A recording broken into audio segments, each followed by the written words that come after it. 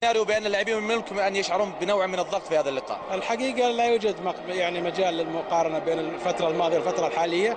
يمكن الجميع شاهد أن الفريق الهلالي في البطولة الآسيوية هذا العام تحديدا وبالذات في الجولات الثلاث الأخيرة يعني كان يؤدي بارتياح كبير وبرغبة كبيرة وحماس داخل الملعب. شاهدنا مباراة السد كيف أنه الفريق قدم مباراة أكثر من ممتازة. شاهدنا مباراة الأهلي رغم النقص قلب على الحلول. هي العملية حلول كثيرة. هذا المشهد في الملعب. الجمهور يعني في فترة أصبح الشارع العربي يتابع الملاعب السعودية من أجل هذه اللوحات الفنية. أيضا اللاعبين أصبحوا يدخلون الملعب يلتفتون إلى الوراء يشاهدون مثل هذه اللوحات. أكيد ما يلام صراحة اللاعب أنه يلتفت ويشوف هذا.